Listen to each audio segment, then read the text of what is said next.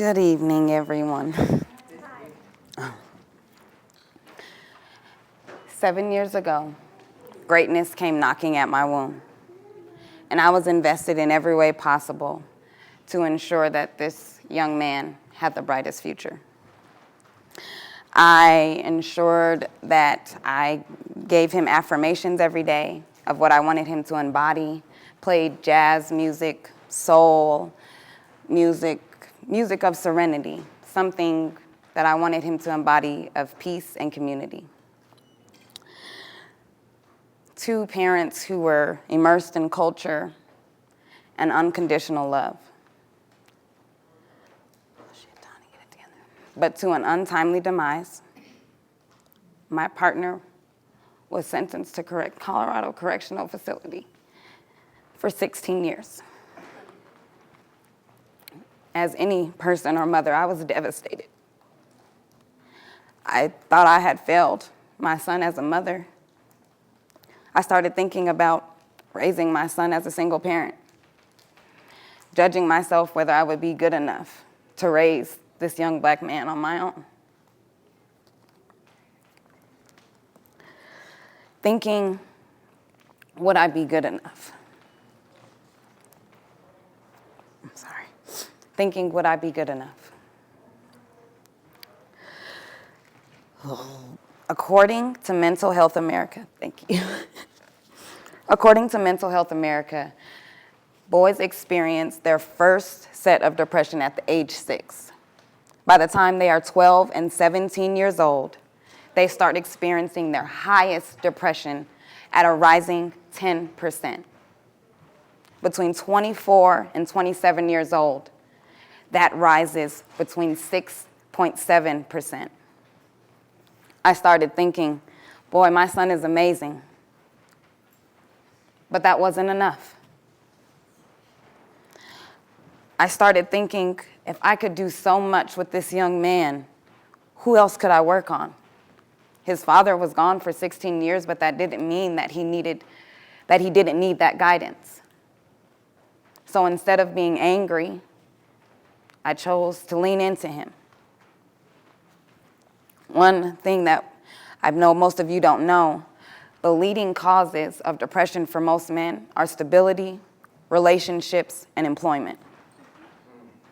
Now, of course, my first thought was thinking, you let our son down.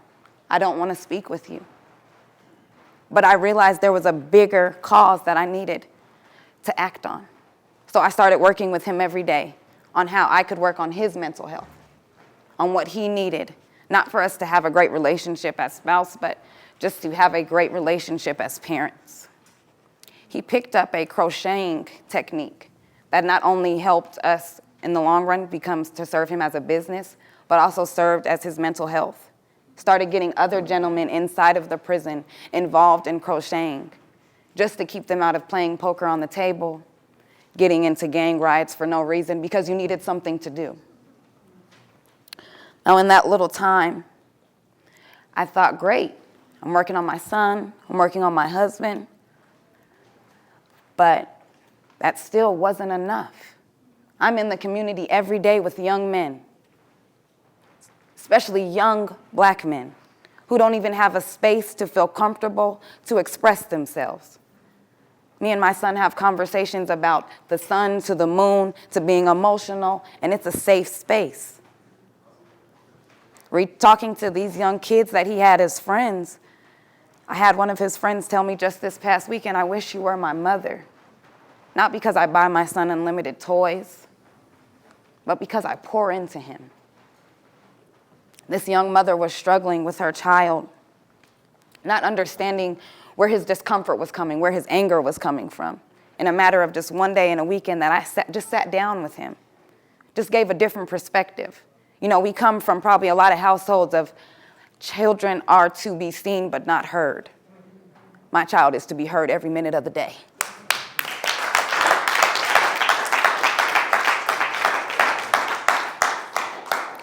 So with that, I gave this young gentleman a reason, a moment to be heard. He's only acting out because he just wishes someone could hear him about his father.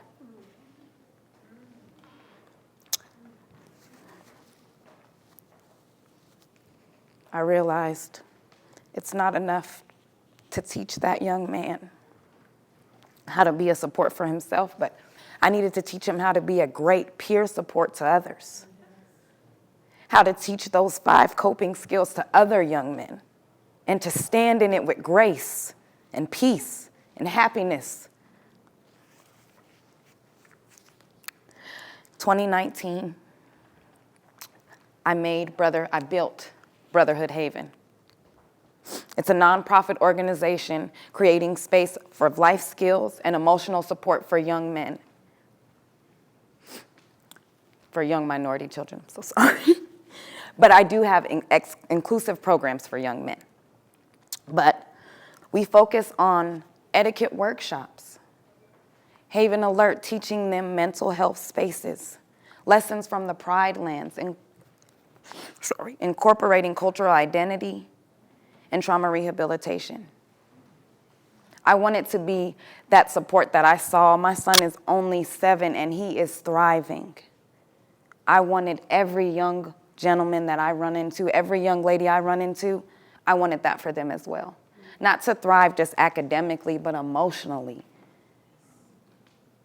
on their inner being.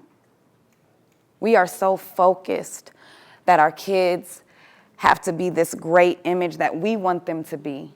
We never focus on what they want. Brotherhood Haven is that. The image of what your kid wants with the guidance of adults. Young men deserve to be heard. I know Father's Day just passed. I can tell you the amount of men that I spoke with, which is beautiful, don't get me wrong. If you had your kid, love it. But also at the same time, us as mothers, I know I'm quick to, on Mother's Day, hey, brunch and mimosas for me. I'm gonna leave the kid. I can't tell you how many men got to have that same thing. Just got to have a minute of peace. Or if they were even thought of. I can tell you some men didn't even get a gift. And not that they aren't recognized, right? I know, I can't even say that. I went to Juneteenth, had a booth. I can tell you the amount of men that unfortunately walked up to my table and they were like, oh yeah, it is Father's Day, huh? They, for themselves, they can't even appreciate themselves on Father's Day, but we don't give them a space to. So in closing, a mental health space for men is not only needed, but wanted. They don't feel they can ask for it. So I give it openly. Thank you.